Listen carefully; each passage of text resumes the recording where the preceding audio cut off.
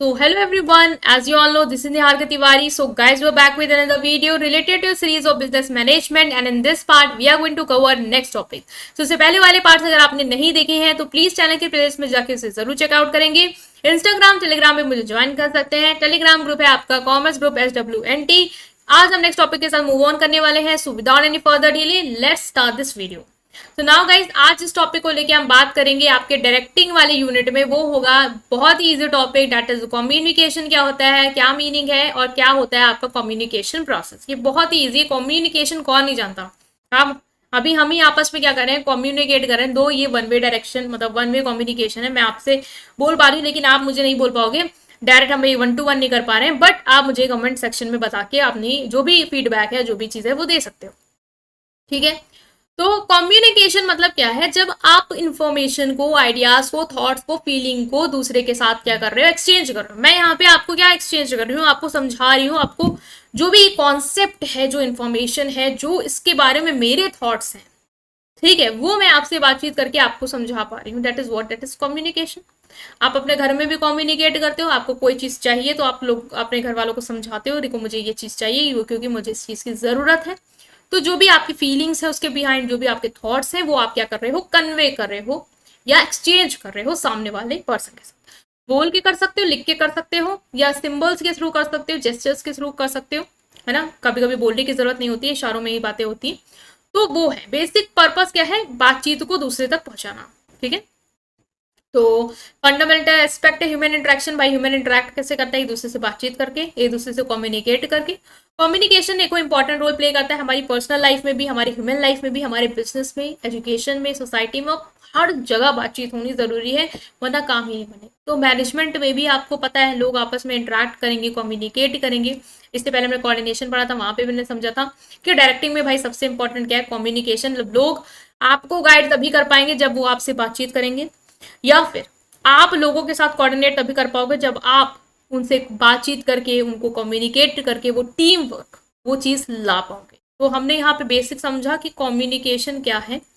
Next आता है भाई कम्युनिकेशन प्रोसेस क्या होता है, किस तरीके से बातचीत जो है वो होती है।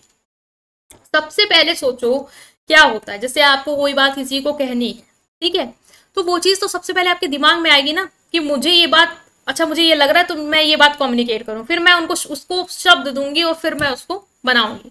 पहले मेरे माइंड में कुछ जो चीज है वो हिट करेगी।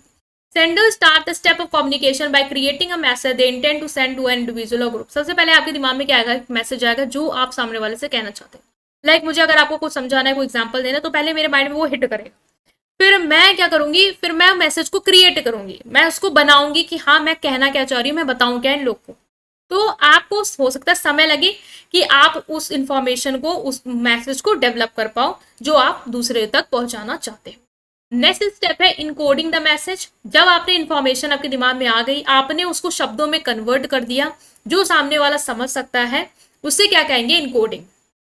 ठीक है, into a form that can be transmitted to someone else. This involves making the information fit a format such as text or video. जैसे मेरे दिमाग में कोई चीज आई, मैंने कोई मैसेज जो है वो अपने दिमाग में डेवलप किया, क्राफ्ट किया, फिर मैंने उसको इनकोड कर लिया, मतलब जिन शब्दों में मुझे लग रहा है कि मुझे समझ में आ रहा है, सामने वाले को आएगा, मैंने उसको क्या किया, एक अपनी भाषा में उसको क्या कर दिया, इनकोड कर दिया। हो सकता है मुझे कोई चीज स्ट्राइक करी, वो पिक्चर फॉर्म में स्ट्राइक की, फिर मैंने उसको शब्दों में इनकोड किया, वर्ड्स दिए उसको, ताकि वो एक मैसेज के फॉर्म में क्या हो पाए, कन्वर्ट हो पाए। नेक्स्ट है, अब मुझे वो चीज आपको बतानी है तो मैं कैसे बताऊं, मैं डायरेक्ट बता दूं आपको, मैसेज करके बता दूं आपको, या फिर मैं ईमेल कर दूं आपको उसी चीज का। तो मैं चैनल सेलेक्ट करूंगी अपने हिसाब से कि मैं किस तरीके से आपको बताऊं। मैं यूट्यूब वीडियो डाल दूं, ब्लॉग बना दूं, जो भी कर दूं मैं, जिससे आप वो चीज मेरी जो मेरे दिमाग में आई, मैंने जो इनकोड करी, वो आप समझ जाओ। ठीक है, मैसेज ट्रांसमिशन। उसके बाद क्या होगा, जब मैंने चैनल सेलेक्ट कर लिया, लाइक मैंने सोचा हाँ चलो मैं मैसेज करूंगी, फिर मैंने क्या किया, उस मैसेज को ट्रांसमिशन किया, मतलब कि मैंने मैसेज टाइप किया और आपको उसे सेंड किया। ठीक है, उस चैनल के थ्रू, लाइक व्हाट्सएप मैंने यूज किया तो उसके थ्रू मैंने आपको वो दे दिया। अब आपके पास मैसेज डिलीवर हुआ, आप क्या करोगे, उसको डिकोड करोगे, मतलब कि उसको अपनी समझ के हिसाब से समझोगे कि सामने वाले ने मुझे क्या बताया। For the best messaging and sender has attempted to place themselves in the shoe of the receivers and crafted a message that receiver will understand as the sender intended. देखो भाई, सेंडर का काम होता है कि आप सामने वाले को दिमाग में रख के मैसेज बनाओ। अगर आपको लगता है सामने वाला इतना मान लो पढ़ा लिखा नहीं है कि वो मेरे मैसेज की कॉम्प्लेक्सिटी को समझ पाएगा, तो फिर मैसेज जो है वो थोड़ा सा आसान शब्दों में लिख दो कि वो समझ जाए। ठीक है, तो मैसेज को डिकोड करो उस तरीके से, मतलब इनकोड करो उस तरीके से कि इजी हो रिसीवर के लिए उसे समझना, और रिसीवर को चाहिए कि वो इन्फॉर्मेशन को उसी तरीके से समझने की कोशिश करे जिस तरीके से सेंडर ने उसको दी है, जिस तरीके से सेंडर उसको कम्युनिकेट करना चाहता है। This is the key to effective communication, but sender do not know if they have achieved the success until this step. अब भाई सामने वाले को मैंने कुछ मैसेज किया, मैंने आपको व्हाट्सएप कर दिया, अब मैंने जो इनकोड किया था मैंने उसी लेवल पे किया था जिस लेवल पे आप उसको समझ पाओ। आपने मैसेज को डिकोड किया, आपने उसको पढ़ा, अपने हिसाब से उसमें समझने की कोशिश करी। अब मुझे कैसे पता चलेगा कि मैंने जो आपको कहा था आपने उसी तरीके से उस मैसेज को लिया या नहीं लिया?